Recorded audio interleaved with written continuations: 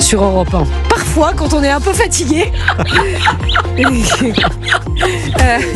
Voilà, ça m'est arrivé, je crois que ça m'était arrivé ailleurs. Bon, je ne sais pas pourquoi, voilà, je ne sais pas pourquoi, veuillez m'excuser. 20h32, je voudrais qu'on parle d'un sujet, évidemment, dont on a beaucoup parlé et qui va beaucoup faire réagir, la fin de C8, évidemment, cette semaine. Ce sera la dernière. C8 va fermer ses portes. Charlotte Dornelas, je crois que vous avez participé à un déjeuner hier avec l'ami Jules Torres, puisqu'il en a parlé ici même, où vous avez été étonné peut-être par des phrases que vous avez entendues. Oui, non, pour raconter un peu la scène, on était en train de déjeuner, il y avait à côté de nous 3 personnes en l'occurrence, dont 2 principalement qui parlaient et qui expliquaient que voilà, ils avaient fait ce qu'on leur avait demandé de faire, ils ont viré Hanouna et qui ricanaient assez péniblement, on va dire, sur le fait que le groupe se défende en évoquant les 400 personnes qui se retrouvaient au chômage. Ils avaient l'air de trouver l'argument complètement ridicule. Voilà, ça a duré quand même un petit moment. Ils se sont répandus là-dessus et en finissant par expliquer qu'ils travaillaient à l'Arcom. Ils s'adressaient pas du tout à nous, hein, ils parlaient entre eux. Il y a 2 hypothèses. Soit ils ont pas reconnu les gens qui déjeunaient à côté d'eux, mais pour des gens obsédés par CNews, ça paraît quand même assez, oui, assez c'est-à-dire original. Oui. Vous êtes un visage identifiable, Charlotte. Et ensuite... Vous croyez que c'était de la provocation ? Et il y a de fortes chances qu'il y ait eu beaucoup de provocations de leur part, oui, bien sûr. Ah, vous pensez que provocation qui révèle quand même une forme de cynisme absolu. Ouais, puis non, mais je sais pas, surtout d'impunité. Enfin, la décision, elle est quand même grave pour beaucoup de personnes. Je veux dire, quoi qu'ils pensent de la sensibilité des uns ou des autres, ou du fait que certains se servent de cet argument assez vite. Je sais pas, ils peuvent en penser ce qu'ils veulent, mais il y a quand même 400 personnes à la fin qui sont au chômage. C'est la réalité de cette décision. Mais d'après ce que disait Jules Torres, ça n'avait pas l'air de les inquiéter parce qu'ils estiment que ces 400 personnes sont il a dit ça, Jules, hier soir sur le plateau, des potes d'Hanouna. Non, mais il focalisait en effet toute leur discussion sur Cyril Hanouna, en expliquant que c'était lui qui était visé, que c'était lui, et bon, le reste avait l'air d'être pertes et profits, et dommages collatéraux de la mission principale. Ils en parlaient avec à la fois une légèreté, un cynisme, et surtout, bon, moi, ce qui m'agace, déjà les ricanements de manière générale m'agacent, mais sur des sujets pareils, et en effet avec la proximité, le côté, l'impunité totale, en fait, on a fait ça, on s'en fout. En fait, qu'ils aient pas reconnu ou donc qu'ils aient été sérieux dans cette discussion entre eux ou qu'ils aient reconnu et que ça relève de la provocation, dans les 2 cas, c'est vraiment pas à leur honneur. Non. C'est pas à leur honneur. Je voudrais parce qu'on va parler de la liberté d'expression peut-être, Adrien Matou, qu'on écoute les mots du président de la République, Emmanuel Macron, qui a été interrogé au Salon de l'Agriculture sur la fin de C8, et voilà ce qu'il a dit. C'est pas une décision politique du tout, et d'ailleurs c'est rassurant. Et la loi a été conçue pour que ça ne soit pas une décision politique. C'est pas à l'arbitraire, ni d'un ministre, ni du président, d'ouvrir ou de fermer une chaîne. D'ailleurs, on oublie de dire que ces chaînes, en fait, c'est l'occupation du domaine public, donc c'est normal qu'il y ait une autorisation. Il y a un cahier des charges, et la loi est appliquée par une autorité qui regarde si c'est le cas ou pas. Et elle le fait aussi sous le contrôle du juge, il y a un droit au recours. Moi, je suis dans mon rôle simplement à dire, il faut que chacun soit dans son rôle et que personne ne déborde. Ce qui ne m'empêche pas d'avoir une pensée pour les collaboratrices et collaborateurs qui sont impactés par ces décisions.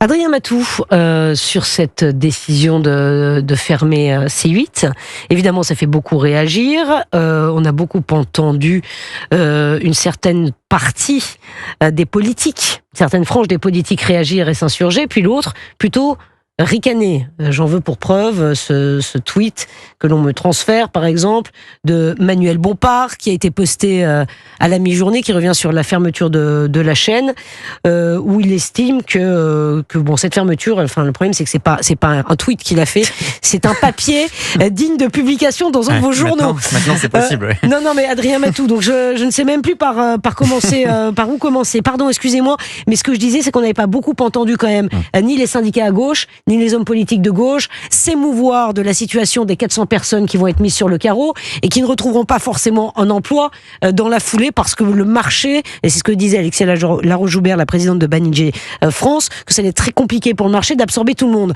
Donc ça veut dire qu'il y a des familles qui sont au chômage, qui ne pourront pas, qui se posent des questions pour payer le loyer, et ça n'a pas l'air, en tout cas, d'émouvoir qui que ce soit à gauche. Est-ce qu'on peut m'expliquer, Adrien Matou ? Bon, je suis pas là pour parler au nom de la gauche. Non, mais je ne sais pas.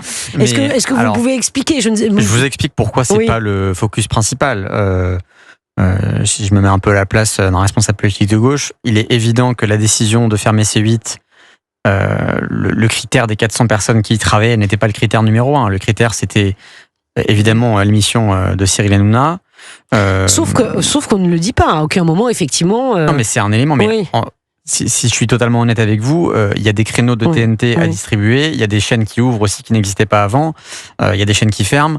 Le critère, c'est pas le critère de l'Arcom, c'est pas les personnes qui y travaillent. Ni le nombre de téléspectateurs. Alors, chaîne leader de la TNT. Ça, c'est déjà plus normalement, un critère. Pardon, excusez-moi. Moi, je vous dis ça parce que pour être honnête, je suis pas le plus grand fan de C8, je suis pas le plus grand fan de l'émission de Cyril Hanouna. Je pense pas que ce soit. En fait, pour moi, la problématique, c'est la raison de cette décision. C'est ce qu'a dit Emmanuel Macron, c'est un petit peu ambigu. Il a dit c'est pas une décision politique parce que c'est pas une décision arbitraire. Alors certes, c'est pas le président de la République, vu qu'on n'est pas dans une république bananière, qui choisit de fermer ou non la chaîne. Par contre, il choisit le président de l'Arcom et du Conseil d'État. J'allais y venir, voilà. C'est l'Arcom dont le président est désigné par lui-même et le Conseil d'État dont il désigne aussi les représentants. Donc il y a un soupçon. Alors après, si je me fais, excusez-moi, l'avocat du diable, il y a aussi quand même des critères pour attribuer les créneaux de la TNT. Et c'est vrai que C8 ne les a pas tous respectés. Il y a quand même eu des problèmes avec l'émission de Cyril Hanouna. Qui ont été sanctionnés, des amendes ont été payées. Moi, je ne suis pas scandalisé par la décision, pour être tout à fait honnête. Je ne suis pas scandalisé. Par contre, il est évident que... Vous n'êtes pas scandalisé, pourquoi ? Non, je ne suis pas scandalisé parce que, je vous l'ai dit, je ne suis pas un grand fan de l'émission de Cyril Hanouna. Mais ça n'a rien à voir. Ça n'a rien à voir, ne regardez pas. Ouais, et l'émission, et la mienne, vous aimez bien ou pas ? Laissez-moi, je préfère. Non mais, vous vous rendez compte ? Parce que là, vous avez quelqu'un qui, de fait, mais laissez-moi argumenter. Va perdre son émission. Il y a un nombre de créneaux limité. Les critères de l'Arcom sont notamment ce que l'émission apporte au débat public. Mais pas l'émission.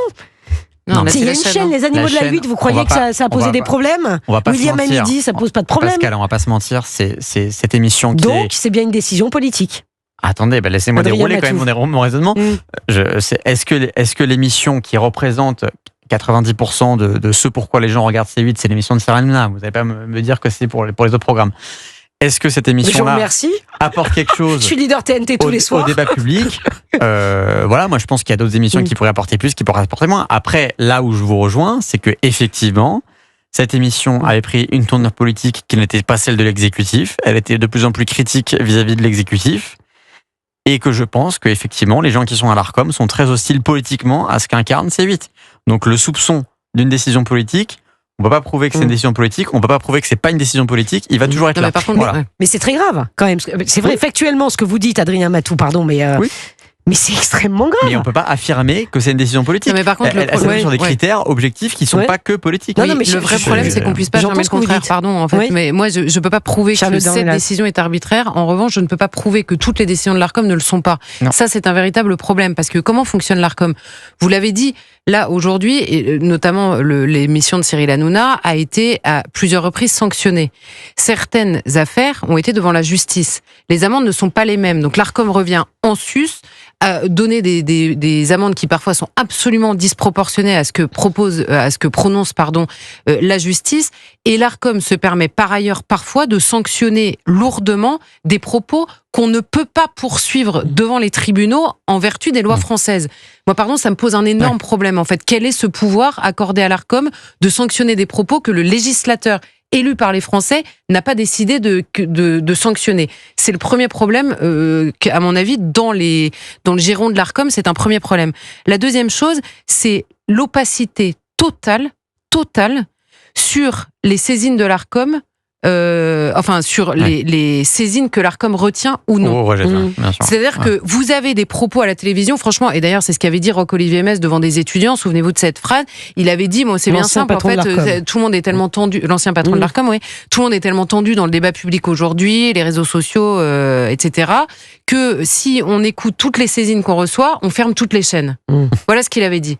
Ce qui veut bien dire que dans les saisines qu'ils reçoivent, toutes les émissions sont visées de la même manière. Donc derrière, quand on vient m'expliquer, en fait, C8 ou CNews a plus de sanctions que les autres, j'ai envie de leur répondre, oui, mais c'est à vous de nous expliquer pourquoi. puisque vous avez des saisines sur toutes les émissions de France. On peut expliquer cette persévérance à frapper toujours les mêmes. Parce que, évidemment, qu'il y a des propos qui tombent parfois sous le coup de la loi, des propos d'intervenants ici et là sur ces chaînes-là comme sur les autres. Ils sont parfois poursuivis devant les tribunaux et la justice répond, très bien. Et ensuite, il y a ce que poursuit ou non l'Arcom. Que ce soit les passes d'armes entre un animateur ou un député, on l'a vu sur d'autres plateaux, que ce soit l'insulte à une personne élue, ça a coûté on l'a 3,5 vu sur millions d'autres plateaux. à la chaîne, mais la justice a estimé que ça en valait 4 000 voilà, euros. par exemple. Que ce soit des propos... Mais c'est vrai, ça fait une petite Matou. différence, effectivement. Et en fait, c'est vraiment ça le problème. Et en plus, en effet, le tout avec des instances, une agence dans un cas et le Conseil d'État dans l'autre, qui ont à leur tête, qui sont pas comparables dans leur fonctionnement, mais qui ont à leur tête une personne nommée par le président de la République. Et on l'a vu récemment avec le débat sur Richard Ferrand, le débat autour de la nomination de Richard Ferrand, avec un soupçon immense, soupçon évidemment un soupçon de politisation de ces instances, évidemment aggravé par le manque total de confiance dans la classe politique. Manque qui est alimenté par beaucoup d'autres décisions, évidemment, que celles qu'on est en train de commenter, mais qui s'alimente par des années d'un fossé qui s'est creusé. Alors évidemment, il y a un marqueur immense qui est le référendum de 2005. La dernière fois qu'on a demandé leur avis aux Français et qu'on s'est passé de leur avis dans la foulée, c'est sûr que forcément la confiance a été un peu détruite dans la foulée. Mais vous savez, sur cette question de la liberté d'expression, on parle beaucoup de la liberté d'expression à l'occasion de la fermeture de C8. La question, et beaucoup de gens répondent, vu l'offre qu'il y a médiatique, on peut absolument parler de tout. Oui, mais la véritable liberté d'expression en démocratie, c'est pas le fait de pouvoir parler de tout. C'est le fait de savoir est-ce qu'il y a des opinions exprimées qui ne relèvent ni de l'injure, ni de la diffamation, ni des tribunaux, qui peuvent être considérées en dehors du débat démocratique plutôt que d'autres. Et sur décision de qui établit ces critères-là. C'est évidemment tout ça qui pèse sur le fonctionnement de l'Arcom et qui appelle à revoir la manière dont ce fonctionnement est assuré, notamment pour que les décisions n'aient pas l'air de relever de l'arbitraire dans la tête de tel ou tel en fonction des décisions qui sont prises. C'est vrai que c'est extrêmement opaque et pardon, mais ailleurs en Europe, il n'y a pas de système comme l'Arcom, hein. Des systèmes administratifs, Adrien Matou. Ça dépend des pays. Il y a des systèmes de régulation. Oui. Mais enfin, ça pose quand même quelques problèmes sur la liberté d'expression, sur la démocratie dans laquelle nous vivons. Moi, ça ne me choque pas qu'il y ait une régulation. Mais une régulation sur quelle base? Elle a raison, Charlotte Dornelas. Justement, j'y venais, oui. En fait, moi, l'existence d'un organe comme l'Arcom me choque pas parce que je pense pas qu'il faille aucune règle et que ce soit juste la loi du plus fort. Le problème, c'est que le président de l'Arcom, le fait qu'il soit nommé par le président, c'est un gros problème, par exemple. Et que l'absence, en fait, on devrait être informé de toutes les saisines qui ont lieu, de celles qui sont rejetées, celles qui sont acceptées. Et peut-être qu'on peut imaginer un autre mode de nomination, je sais pas, par les parlementaires par exemple, ça déjà serait peut-être un peu moins soupçon de partialité. Là, il y a un peu ce côté limite monarchique, quoi. C'est-à-dire que le président, le bon vouloir du président. Il a la main sur l'Arcom, il a la main sur le Conseil constitutionnel, il a la main sur beaucoup de choses. Il y a des exemples très précis, par exemple, quand l'émission, reprenons l'émission de Cyril Hanouna, je donne juste un exemple. Il y avait une histoire de publicité dissimulée, vous savez, où il y a une marque qu'on voit. Franchement, ça durait 2 secondes, la même chose au quotidien, ça posait aucun problème avec Omar Sy. Mais voilà, c'est ça le problème. C'est-à-dire que dans un cas, ça génère une amende, et dans d'autres cas qui sont relevés et portés à la connaissance de l'Arcom, il n'y a pas de poursuite. Il n'y a pas d'uniformité des décisions. Donc c'est quoi le ressort? Comment voulez-vous que les gens qui regardent aujourd'hui C8 et quoi qu'on en pense et des différentes émissions qu'il y a sur C8, comment voulez-vous que les gens imaginent qu'ils ne sont pas dans le viseur en particulier? C'est pas uniforme, les décisions sont pas uniformes et pas transparentes. Ça pose quand même quelques questions. Il est 20h45 sur Europe 1.